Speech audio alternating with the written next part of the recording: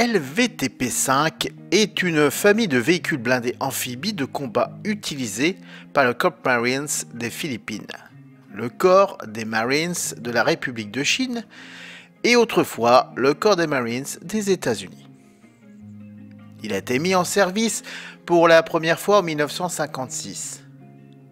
Quelques 1124 unités de base ont été produites, ainsi que les variantes spécialisées, et beaucoup ont vu l'action dans la guerre du Vietnam. Après la Seconde Guerre mondiale, la majeure partie des forces d'assaut amphibies sont dissoutes et leurs véhicules ferraillés ou donnés à des armées alliées. Mais la guerre de Corée montre l'importance de disposer de ce type de véhicule, alors même que les pertes réduisent le nombre d'exemplaires disponibles qui sont largement obsolètes. Ainsi, en décembre 1950, il est demandé de développer une nouvelle famille de véhicules amphibies. Le développement dure 2 ans et la production débute en 1952. Lorsqu'elle s'achève en 1957, 1124 LVPT-5 ont été produits, ainsi que 210 de la variante d'artillerie LVTC H6, 65 de la dépanneuse LVTR-1 et un petit nombre de chars de pionniers LVTE-1. La variante antérienne n'est finalement pas entrée en production, ni le véhicule de commandement, bien qu'il soit décidé par la suite de convertir 55 LVTP-5 pour cet usage. De nombreux problèmes de suspension de boîte de vitesse et de train de roulement mènent au développement rapide d'une version A1, qui ne les corrige toutefois que partiellement. L'entrée en service du LVPT-5 est retardée par les problèmes de fiabilité et sera reportée jusqu'en 1956. Les véhicules sont alors déployés au sein des corps de Marines.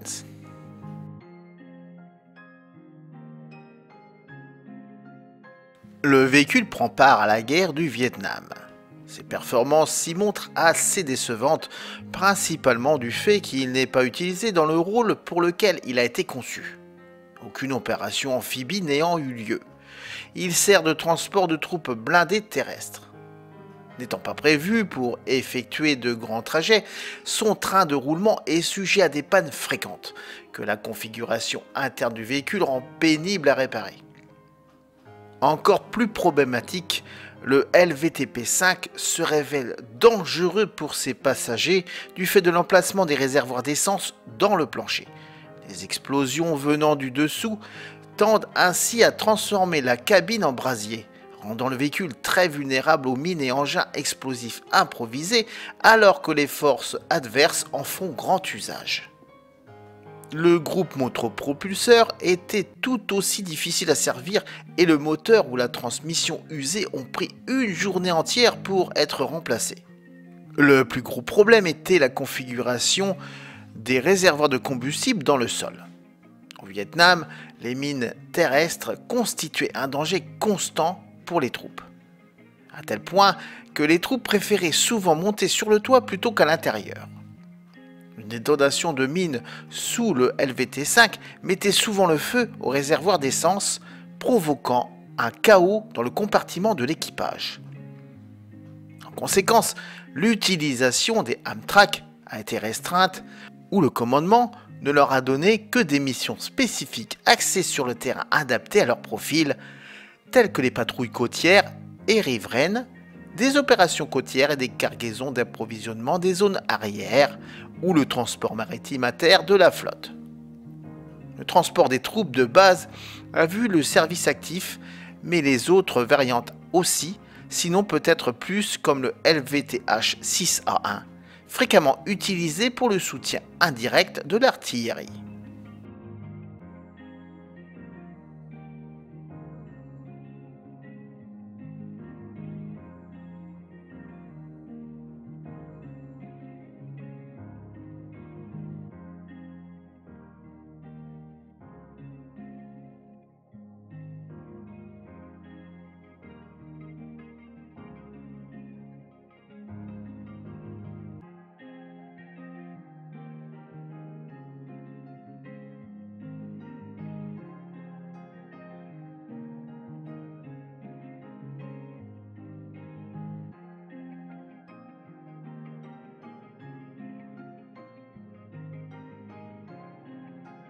La conception en forme de V inversée du LVPT5 a permis un fonctionnement plus efficace sur l'eau. Ce nouvel Amtrak pesait 35 tonnes, déchargé et pouvait transporter jusqu'à 34 hommes armés au combat, soit près du double des Amtrak précédents. L'infanterie accède à l'engin par une trappe d'étrave. Les compartiments de l'équipage et des passagers étaient situés à l'avant du véhicule, la centrale électrique se trouvant à l'arrière. Une coupole de mitrailleuse a été installée à l'avant du véhicule entre le conducteur et le commandant. Le LVPT5A1 a intégré une amélioration aux troupes motopropulseurs et à la suspension, ainsi que l'ajout d'un tuba et de ventilation de pont supérieur.